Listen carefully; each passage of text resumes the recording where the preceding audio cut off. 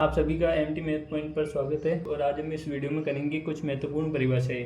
तो देखिए, गणित में परिभाषाओं का बहुत ही अहम किरदार है, बहुत ही अहम हिस्सा है कि भाई यहाँ पे जिसको परिभाषा आ गई तो उनको बात ही अलग हो जाए। ठीक है, तो वैसे तो परिभाषा इसकी बहुत सारी है, लेकिन हम कुछ इंपॉर्टेंट जो परिभाषाएँ हैं उनको हम करेंगे आज। ठीक है, तो सबसे पहले आती है प्राकृत संख्याएँ। तो संख्या और अंक तो आपको मालूम ही है कि भाई किसी भी संख्या में अंक होते हैं, अंकों से मिलकर संख्या बननी होती है। और अंक कौन सा होते हैं? 0, 1, 2, 3, 4, 5, 6, 7, 8, 9, बस यही तो अंक होते हैं, है ना। अब इसी के साथ आप देखिए प्राकृत संख्याएं। सबसे पहले संख्या जो है कितने प्रकार की होती है वो चीज़ समझेंगे। तो प्राकृत संख्याएं, पहला आता है प्राकृत संख्याएं। अब प्राकृत संख्या क्या होती है? ऐसी संख्याएं जो 1 से प्रारंभ होकर अनंत तक जाती हो। अनंत का मतलब होता है कि भाई इन्फिनिटी, इसका मतलब होता है कि भाई कुछ कह नहीं सकते, मतलब जाती जा रही है, हम उसको देख सकते हैं बट ये डिफाइन नहीं कर सकते भाई कहाँ तक जा रही है ना। तो उन्हें प्राकृत संख्या कहती हैं। ये देखो 1, 2, 3, 4 आगे जाके एंड सो ऑन, मतलब पता नहीं कितने जाएगी, है ना। तो हम ये कह सकते हैं भाई 1 से शुरू होने वाली संख्याएँ सारी प्राकृत संख्याएँ कहलाती है। अपना सेकंड वाली जो परिभाषा आती है वो है पूर्ण संख्याएँ। तो पूर्ण संख्या क्या होती है? ऐसी संख्याएं जो 0 से प्रारंभ होकर अनंत तक जाती हो, पूर्ण संख्या कहलाती है। जैसे कि यहाँ पर देखो 0, 1, 2, 3, 4, 5, 6, 7, 8 कितनी भी चली जा सकती है। ठीक है, अब अपनी तीसरी परिभाषा आती है परिमेय संख्याएं। अब परिमेय संख्या क्या होती है? ऐसी संख्या जिन्हें P/Q के रूप में व्यक्त किया जा सकता है उन्हें परिमेय संख्या कहते हैं, जहाँ Q जो है 0 के बराबर नहीं है तथा P और Q आपस में दो सह अभाज्य संख्याएं होती हैं। तो देखिए सह अभाज्य संख्याएं क्या होती है, पहले मैं ये बता देता हूँ कि भाई सह अभाज्य, सह का मतलब साथ में, है ना।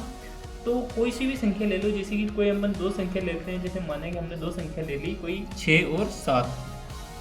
अब 6 और 7 को जब अपन ले लिया तो देखेंगे यहाँ पर भाई 6 का जो गुणनखंड होता है वो होता है 2 गुणा 3, तो इसको होता है 7 गुणा 1। जैसे हम थोड़ा साइड में यहाँ पे लिख लेते हैं, यहाँ पर ऊपर की साइड में करके लिखते हैं कि भाई 6 का होता है 2 गुणा 3, है ना। 7 का होता है 1 गुणा 7। इसमें आप देखिए इन दोनों में कोई भी जो है उभयनिष्ठ नहीं आ रहा है। इनके जब अभाज्य गुणनखंड देखेंगे तो इनमें कोई भी जो है संख्या उभयनिष्ठ नहीं आ रही है। तो यानी हम ये कह सकते हैं इनका उभयनिष्ठ गुणनखंड जो है वो क्या हो सकता है? 1 हो सकता है। ये देखिए 1 ही है ना। तो भाई कहने का मतलब सहभाज्य संख्या उन्हीं को कहते हैं कि भाई ऐसी संख्या जिन दोनों संख्याओं में एक ही उभयनिष्ठ गुणनखंड आता हो, उसके अलावा और कोई भी उभयनिष्ठ गुणनखंड नहीं आना चाहिए, तभी वो संख्याएं आपस में सहभाज्य संख्याएं कहलाती है। ये होती है सहभाज्य संख्याएं। सहभाज्य संख्या आगे जाके हमारे बहुत ही काम आने वाली बहुत ही इंपॉर्टेंट चीज़ है। सहभाज्य संख्या आप समझ गए ना, तो बात ये अलग हो जाएगी। ठीक है, तो यहाँ पर जो है अब इनको उदाहरण देखते हैं। परिमेय संख्या हो गई 2/3, 4/5, 9/11। अब यहाँ पर बटाव की संख्या है, इनमें एक और चीज़ आती है कि भाई अगर इनके प्रसार में अगर आवर्ती हो, आवर्ती का मतलब जैसे कि यहाँ पर इसको जो अपन सोल्व करेंगे 2/3 को, है ना, 2/3 को जो अपन सोल्व करेंगे तो ये कुछ इस प्रकार से बनेगा 0.6666 ऐसे आएगा। तो यहाँ पे आवर्ती होती है ना भाई, जहाँ पे अंक जो है वापस रिपीट होते हैं, वापस दोहरान होता है, तो वो जो है बटाव वाली संख्या अपनी परिमेय संख्या होती है। ठीक है, ये आप ध्यान में रखिए। अब यहाँ पर आता है अपरिमेय संख्या। अपरिमेय संख्या क्या होती है? ऐसी संख्या जिन्हें P/Q के रूप में व्यक्त नहीं किया जा सके उन्हें अपरिमेय संख्या कहते हैं। ठीक है, और Q ≠ 0 होता ही है। इसका एग्जाम्पल होगा पाई। अब देखिए यहाँ पर एक चीज आती है भाई पाई। आप सबके माइंड में आया होगा कि सर आप क्या बात कर रहे हो कि पाई बराबर तो 22, पाई बराबर जो है वो होता है 22/7, है ना। तो ये तो एक परिमेय संख्या हो गई, ये तो गलत बात हो गई ना आपकी। तो लेकिन बेटा जी मैंने एक चीज़ बोली थी कि भाई मैंने क्या बोला अभी कि जैसे कि कोई सी भी संख्या हो उसके प्रसार नहीं, उसका जब अपन आगे खोलेंगे ना, उसका जो सोल्व करेंगे, उसको डिवाइड करेंगे, तो उसके अंदर हमें संख्याएं अगर वापस अगर हमें कोई कोई संख्या वापस रिपीट होती है ना, तो उसके जो प्रसार जो है वो आवर्ती वाला हो तो वो जो है संख्या परिमेय होगी, और आवर्ती वाला नहीं हो तो वो संख्या अपरिमेय होगी। अब इसका जब प्रसार करेंगे तो ये हो जाएगा 3.14 एंड समथिंग कुछ होता है, तो यानी आगे आगे चलता जाएगा और इसमें रिपीटेशन नहीं होता कभी भी। ये चीज़ आप ध्यान में रखिए, ठीक है। इसलिए इसको जो है अपरिमेय संख्या की कैटेगरी में लिए गए हैं। और √5, अब √5 का हमें मान ज्ञात नहीं है, ये भी कुछ अपरिमेय संख्या कुछ इस तरह से होगी। √5 का 2.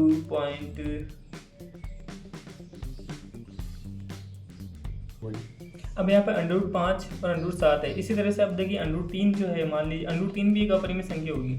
वो क्यों होगी, देखिए √3 का जब अपन √ निकालते हैं तो ये कुछ ऐसे होता है 1.732 एंड सो ऑन, आगे आता जाता है, लेकिन इसमें कभी भी रिपीटेशन जो है वो नहीं होता है, यानी आवृत्ति जो है इसमें नहीं आती है संख्याओं की, अंकों की, ठीक है।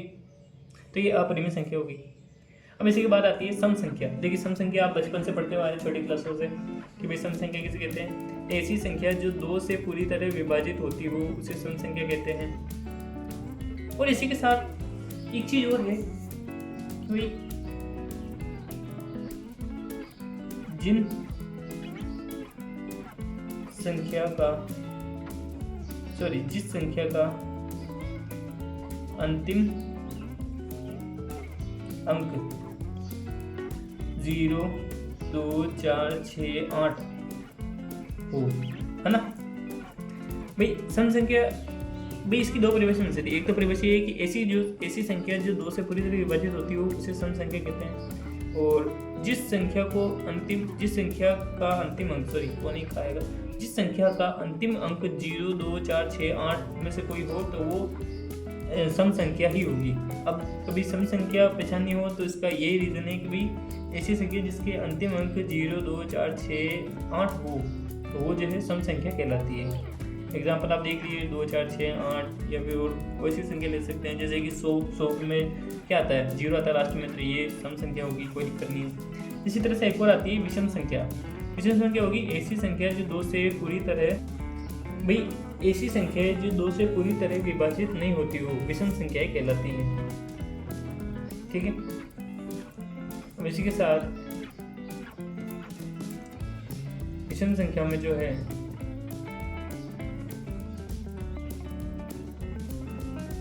ठीक है भाई, ऐसी संख्या हमने विषम संख्या पहचान ली तो विषम संख्या की उदाहरण कुछ बता रहे 1, 3, 5, 7, 9 विषम संख्या 1 से स्टार्ट होती है, ठीक है। इसके बाद आती है भाज्य संख्या। भाज्य संख्या क्या है, ऐसी संख्या जो एक तथा स्वयं के अतिरिक्त अन्य किसी संख्या से विभाजित होती हो भाज्य संख्याएं कहलाती हैं। जैसे कि यहाँ पे देखिए 4 किसी टेबल में आता है, 2 की टेबल में भी आता है और 1 की टेबल में भी आता है और खुद की टेबल में भी आता है ना। 6, 8, 14, 18 कितनी भी संख्या हो सकती है, ठीक है। भाज्य संख्या कहलाएंगी यदि वह संख्या एक तथा स्वयं के अतिरिक्त अन्य किसी भी संख्या से विभाजित होती हो। विभाजित का मतलब है भाग पूरी तरह से जाना, यानी शेषफल 0 आवे भाग देने पर, ठीक है। अभाज्य संख्या ऐसी की विपरीत है, ऐसी संख्या जो एक तथा स्वयं के अतिरिक्त अन्य किसी संख्या से विभाजित नहीं होती हो अभाज्य संख्या कहलाती है। उदाहरण के लिए 2, 3, 5, 7, 11, 13। एक को हम इस कैटेगरी में नहीं लेंगे क्योंकि एक अभाज्य संख्या नहीं, ठीक है। अब आती है वास्तविक संख्या है। ऐसी संख्या जिसे संख्या रेखा पर निरूपित किया जा सके वास्तविक संख्याएं कहलाती हैं। तो इसमें देखिए ऐसी संख्या भी आ सकती है, माइनस की संख्या, प्लस की संख्या, 0 भी आ सकती है। और 0 ना तो प्लस की होती है ना ही माइनस की होती है, यानी 0 ना धनात्मक होती है और ना ही ऋणात्मक होती है, ठीक है। ये आगे हम पढ़ेंगे। और यहाँ पे बटा की संख्या को भी हम लिख सकते हैं। पूर्णांक संख्याएं यानी ऐसी पूर्ण संख्याएं जो ऋणात्मक का मतलब होता है माइनस में ना, ऋणात्मक माइनस, धनात्मक या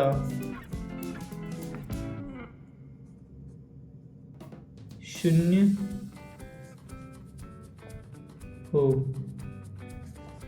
सकती है,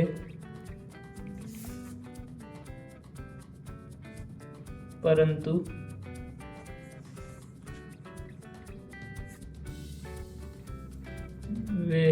वह संख्या भिन्न या दशमलव में नहीं होती हो, पूर्णांक संख्या कहलाती है। इसका जो है एग्जाम्पल हम लेंगे, जैसे कि -3, -2, 0, 1, 2, 3 एंड सो ऑन, कुछ भी हो सकती है। इसके बाद आता है रेखा।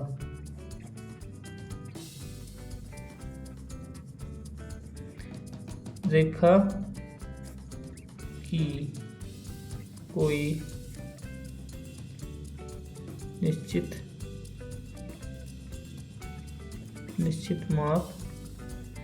माप या लंबाई नहीं होती है तथा इसकी कोई सीमा भी नहीं होती है।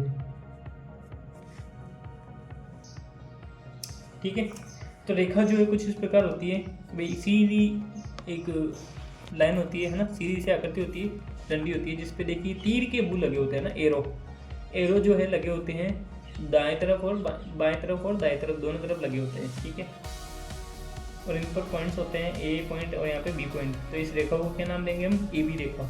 इस रेखा को क्या नाम देंगे? A B. ठीक है, तो रेखा ए बी, इसको जो है गणितीय परिभाषा में जब अपन लिखते हैं गणितीय रूप में, तो ये ए बी के ऊपर ये छोटी सी रेखा बना दो तो ये ए बी रेखा हो जाएगी। ठीक है, अब परिभाषा है बिंदु की कोई माप, लंबाई, सीमा नहीं होती है तथा किसी बिंदु से खींची जा सकने वाली रेखाओं की संख्या अनंत होती है।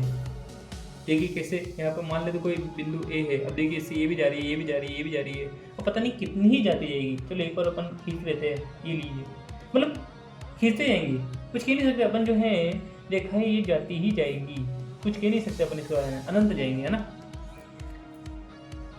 रेखाखंड क्या होता है? किन्हीं दो बिंदुओं को मिलाने पर जो सीधी आकृति बनती है, या फिर किन्हीं दो अंत बिंदुओं के मध्य की दूरी को रेखाखंड कहा जाता है। ठीक है, ये रेखाखंड उन्हीं दो बिंदुओं के अंतर्गत सीमित रहता है। देखिए यहाँ पर आपको भी कंफ्यूज होती होगा, क्योंकि देखिए जब भी कभी एरो आ जाए तो वो रेखा होगी, और एरो हटा दे तो वो रेखाखंड हो जाएगा। रेखाखंड रेखा का ही एक भाग होता है, बट फर्क ये है कि भाई ये सीमित होता है, लिमिटेड होता है। ठीक है, दो बिंदुओं में। अब रेखाखंड ए बी को जो है रेखाखंड ए बी लिखते हैं, और गणितीय रूप में इसको बार लगा के यहाँ पे दंड एक दर्शा के हम जो है ए बी को लिखते हैं। रेखाखंड को इससे दर्शाते हैं बार से, कोई दिक्कत नहीं है ना। किरण, अब किरण किसी रेखा का एक भाग होता है जो एक मूल बिंदु या प्रारंभिक बिंदु से प्रारंभ होकर अनंत तक जाता हो, तो किरण को हम ऐसे दर्शाते हैं। ठीक है, देखिए यहाँ पर तो ए, यहाँ पे चित्र देखिए, यहाँ पे बिंदु ए से स्टार्ट होके ये बिंदु बी से होते हुए जा रही है, तो इस किरण को क्या नाम दें अपन? A B. देखिए कभी भी एक चीज नोटिस करना, ये बी ए नहीं हो सकता, क्योंकि इसके प्रारंभिक बिंदु से ही ये प्रारंभ हो रही है, और एक बार यहाँ से जाने के बाद वापस रिटर्न नहीं आती है। ठीक है, इसलिए कभी भी देखिए ए बी हो सकती है, लेकिन बी ए नहीं हो सकती किरण। ठीक है, किरण ए बी या ए बी किरण को जो ऐसे दर्शाते हैं। ठीक है, और अपना आता है आगे कोण। किन्हीं दो किरणों के अपने मूल बिंदु से मिलकर जो आकृति बनती है उसे कोण कहते हैं। देखिए यहाँ पे दो किरणें ओ है और ओ भी जा रही है, अब इन दोनों के बीच में जो ये बन रहा है ये कोण कहलाएगा। इस कोण को अपन दो नाम दे सकते हैं, यहाँ पे ओ या ए ओ बी। कोण ओ बोलो चाहे कोण ए ओ बी बोलो, बात एक ही है। तो इसको दर्शाते कैसे हैं? कोण का छोटा सा चिन्ह बना के ए ओ बी से दर्शाते हैं। तो आज हमने कुछ महत्वपूर्ण परिभाषाएं सीखी इस वीडियो में। तो आपको जो है अगर कोई डाउट हो तो आप जो कमेंट सेक्शन में बताइएगा, मैं इसका आंसर ज़रूर दूंगा। ठीक है, तो इस वीडियो को लाइक कीजिए, कमेंट कीजिए, शेयर कीजिए और साथ ही साथ हमारे MT मैथ पॉइंट चैनल को सब्सक्राइब भी कीजिए। ठीक है, मिलते हैं अगली वीडियो में। धन्यवाद।